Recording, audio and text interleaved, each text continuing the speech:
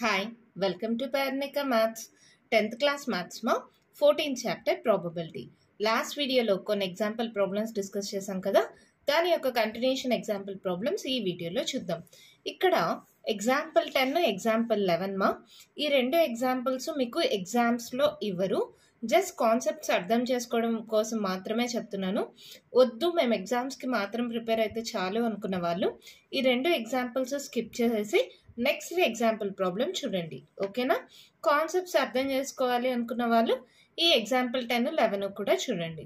Example 10, in a musical chair game the person playing the music has been advised to stop playing the music at any time within 2 minutes.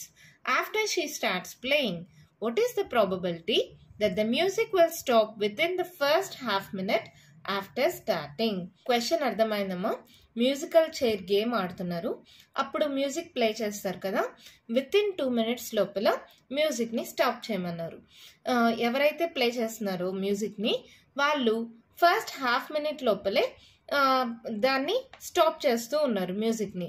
So దానికి probability కనుక్కోమన్నారు. దీనికి probability ఎలా కనుక్కుంటామంటే దీన్ని ఒక number line పైన తీసుకుంటామా. 0 నుంచి 2 అంటే 0 to 2 minutes, ఇక్కడ 2 minutes అన్నారు కదా, సో 0 నుంచి 2 దాకా ఈక్వల్ పార్ట్స్గా డివైడ్ అయింది అనుకుందాం. సో దీనికి ప్రాబబిలిటీ P of E అనుకుంటున్నాం. టోటల్ 2 minutes కాబట్టి డినామినేటర్ 2 అవుతుంది. ఇక్కడ ఏమన్నారు, what is the probability that the music will stop with in first half minute.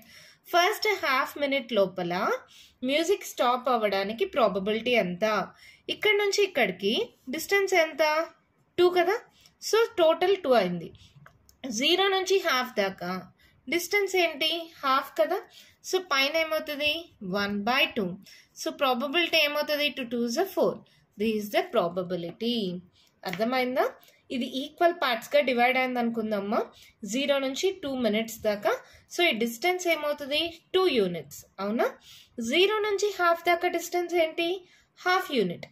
ఈ హాఫ్ మినిట్ లోపల సాంగ్ని స్టాప్ చేశారు, అప్పుడు దానికి ప్రాబబిలిటీ ఎంత అన్నారు.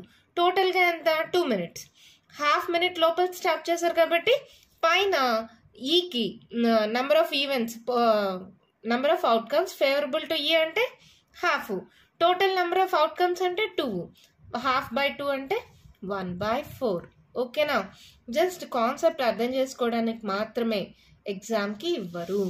నెక్స్ట్ చూడండి, example 11, a missing helicopter is reported to have crashed somewhere in the rectangular region shown in the figure 14.2. What is the probability that it is crashed inside the lake shown in the figure? Figure మీకు text book లో చూపిస్తా చూడండి. ఇది మా figure. ఇక్కడ ఏంటి, ఇది rectangular shape లో ఉంది కదా, ఈ రెక్టాంగులర్ షేప్ లో లెంత్ బ్రెడ్త్ వాళ్ళే ఇచ్చేసారు. ఇక్కడ లేక్ ఉంది కదా, ఈ లేక్ యొక్క లెంత్ బ్రెడ్త్ మనం ఈజీగా కనుక్కోవచ్చు. ఎందుకు, ఇక్కడ నుంచి ఇక్కడికి డిస్టెన్స్ ఇస్తే ఈ టోటల్ డిస్టెన్స్ తెలుసు, దాంట్లో నుంచి ఇది మైనస్ చేస్తే లేక్ యొక్క బ్రెడ్త్ వచ్చేస్తుందా. ఈ టోటల్ లెంత్ తెలుసు, దీంట్లో ఈ లెంత్ కానీ సబ్ట్రాక్ట్ చేసామంటే లేక్ యొక్క లెంత్ కూడా వచ్చేస్తుందా. లేక్ యొక్క లెంత్ బ్రెడ్త్ వస్తుంది కాబట్టి ఏరియా ఆఫ్ ఎ లేక్ కనుక్కోవచ్చు కదా, దాన్ని బట్టి మనం ప్రాబబిలిటీ ఈజీగా కనుక్కోవచ్చు. ఎలా చేస్తానో చూడండి. ఏరియా ఆఫ్ రెక్టాంగులర్ రీజన్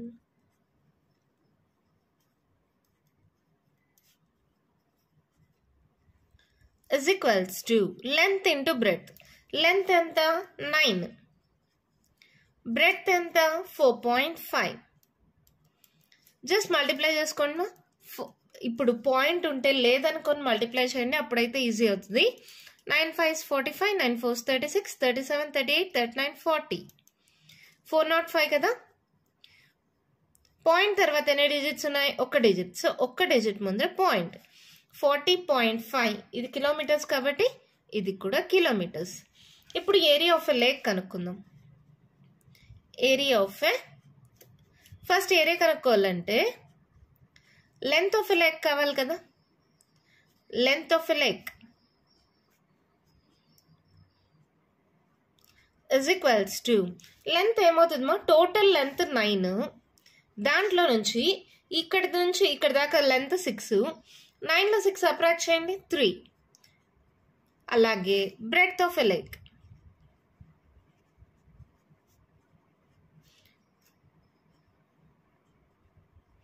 ఏమవుతుంది? టోటల్ బ్రెడ్త్ ఎంత? 4.5. దాంట్లో నుంచి ఇక్కడ నుంచి ఇక్కడికి 2. సో 4.5లో 2 మైనస్ చేయండి, ఏమవుతుంది? 4లో 2 పోతే 2. So 2.5 kilometres. ఇప్పుడు ఏరియా ఆఫ్ ఎ లేక్ ఏమవుతుంది?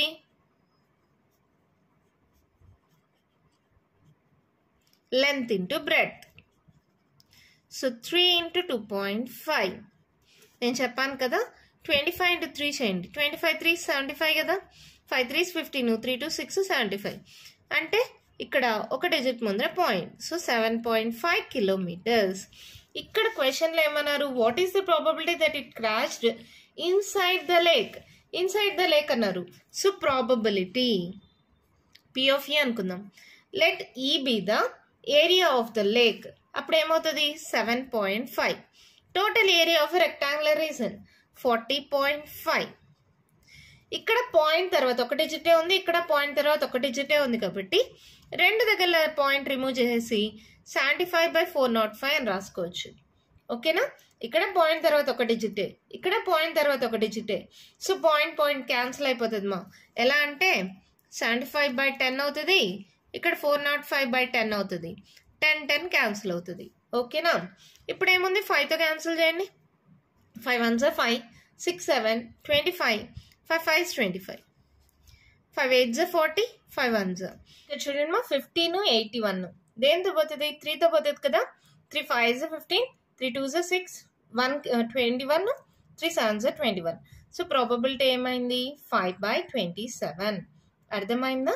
ఒక హెలికాప్టర్ ఉంది, అది ఒక రెక్టాంగులర్ రీజన్లో ఎక్కడో క్రాష్ అయింది.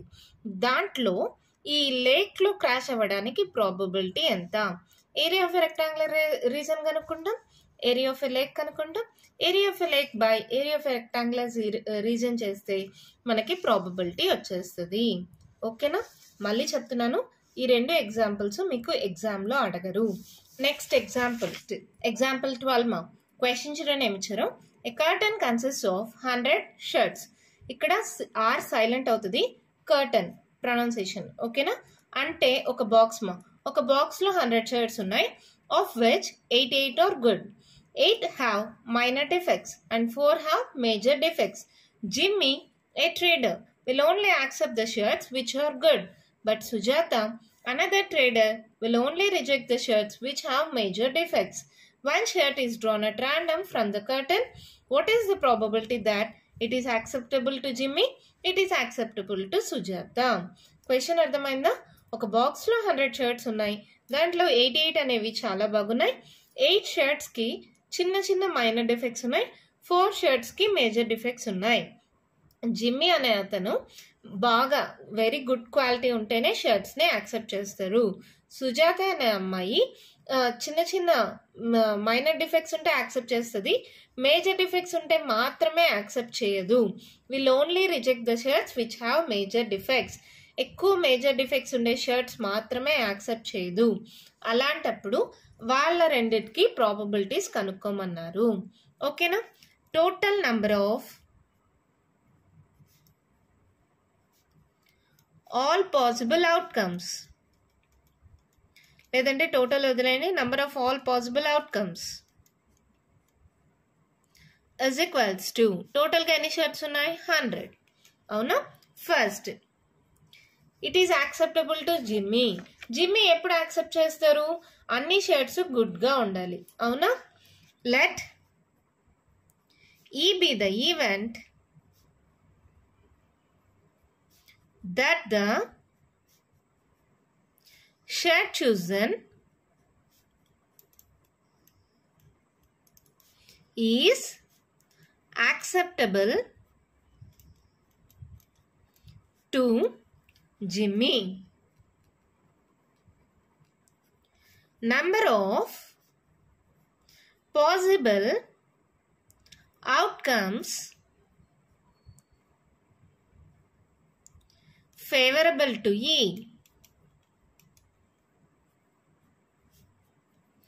ఇస్ ఈక్వల్స్ టు ఏమవుతుందమ్మా, ఇక్కడ జిమ్మి అనే అతను షర్ట్స్ గుడ్ కండిషన్లో ఉంటే మాత్రమే యాక్సెప్ట్ చేస్తారు.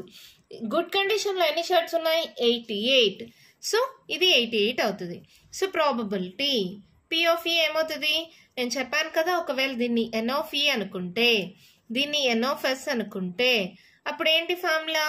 ఎన్ of E by N of S. So ఏమవుతుంది? 88/100. సో 88/100 అంటే ఇక్కడ 2 zeros ఉన్నాయి కాబట్టి డినామినేటర్లో 2 digits ముందర point 0.88.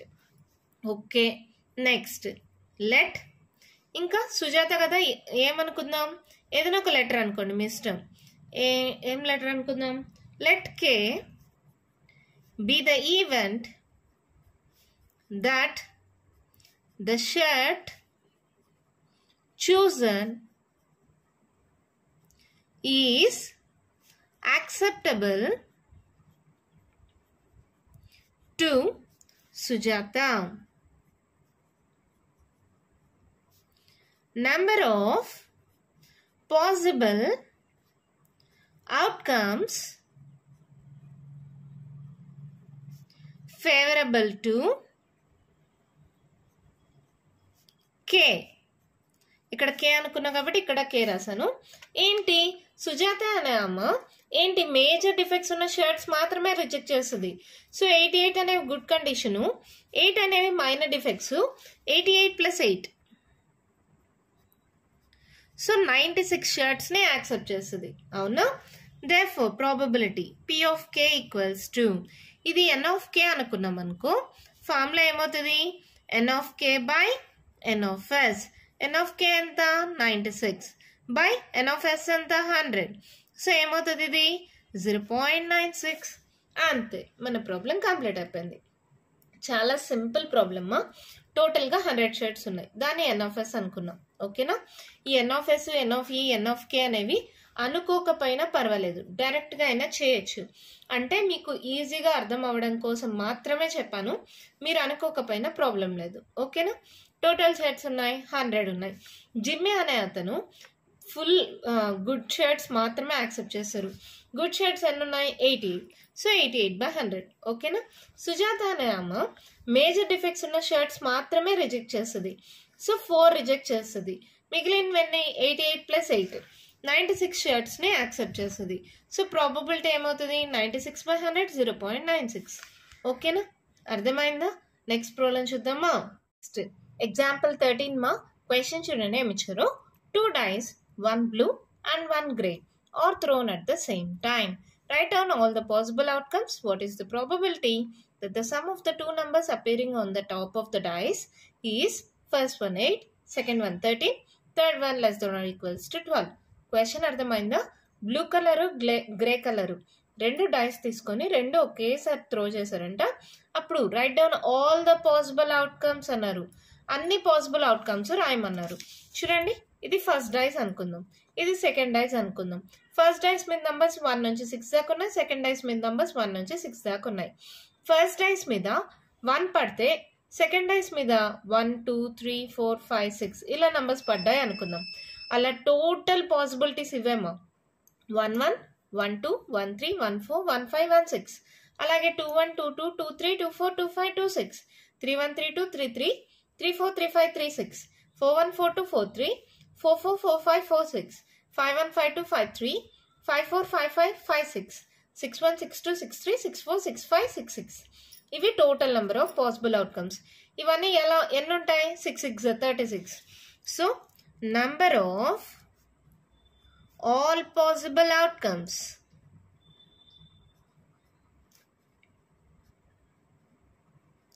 is equals to 6 into 6, that equals to 36. దాంట్లో ఫస్ట్ వన్ చూడండి, ఏమన్నారు? 8 పడాలి, some of the two numbers is 8 అన్నారు. Let E be the event that the number that the sum of the two numbers is 8. అప్పుడు number of possible outcomes favorable to E is equals to ఏమవుతుందమ్మా చూడండి some అనేది 8 రావాలి 8 ఎప్పుడెప్పుడు వస్తుంది 6 + 2 8 5 + 3 8 4 + 4 8 3 + 5 8 6 + 2 8 ఇక్కడ చూడండి